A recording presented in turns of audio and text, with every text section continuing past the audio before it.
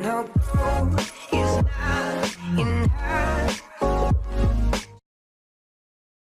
Welcome guys, welcome to this another video of PHP, and we are checking the superglobal variables in PHP. So in this particular video, I'm going to show you about $_post superglobal method variable, as well as we are going to check the get one. So these two we are going to cover. So I'm going to use a form from where we are going to get the values, and we are going to see how we get the values using these two variables. So let's do this. I'm going to create a simple form here. I'm going to give it an input of type text, and name, I'm going to say name as a name to this name field, like I'm getting the username from user, and I can say placeholder as well. That's name here. Now we need a button so that the user can submit after entering the name, so we can say here button, and I want its type to be submit, and it should be under quotes. So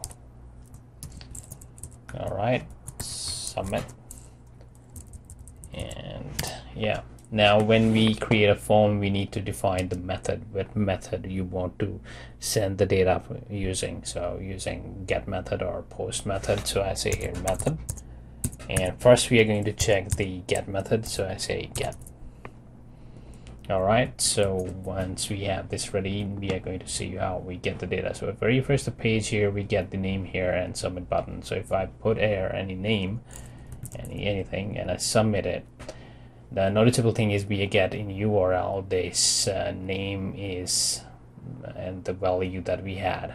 Now in case you want to get this value, you can use $_get.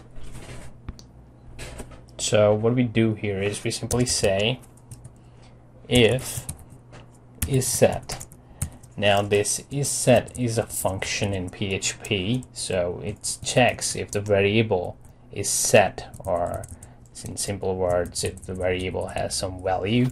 So that's what it checks. So what are we going to do? We're going to pass our superglobal in here inside it, and here we are going to provide the name. So we're going to put the name.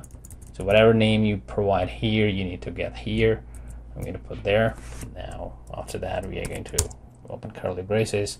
So I'm saying, okay, if we are getting the name, if there is a value in it, then print it. So I can say echo, and we can print the same value right there. Alright, so I'm going to save this. Now I'm going to refresh this page. You can see that the value that we had on the browser is printing here. So if anything I put here and submit, it prints the value.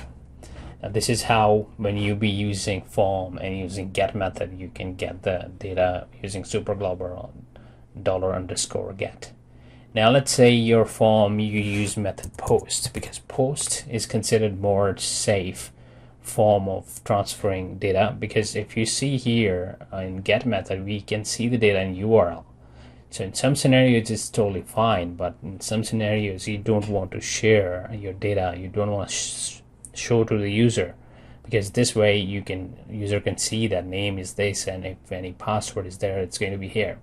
So then you need to use the post method in that case. So when you use the post method, the thing is, let me comment this for now. I'm going to save this. I'm going to go to the page, original page. Now if I put a name here, let's say Roger, and I say submit, you can see there is no data in the URL. It didn't update there, and we are not catching it currently, so it's just gone. So if I want to get the data, I can use this function. I'm going to copy and paste it here, uncomment this one. Alright, so instead of get, we are going to put post, all capital. So that's the syntax, how you're supposed to put it. So we are getting the name, and now if I refresh, and you get the name. So if I say Tom, submit, we get the name. Now you can get this name and can store into database or wherever you want to store. You can see that we are not passing it into the address bar, so it's safe, secure way to transferring data. So this is how you use the $get, $_get, and $post. And also do care about this isSet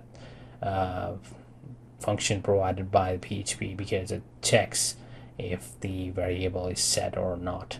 And it is useful because when we are going to work on this, because if I remove this if from here, let's say if I'm not checking isSet, and if I refresh, you can see that undefined index name, because currently there is no name set. So it checks and it avoid this kind of errors. So this is something useful.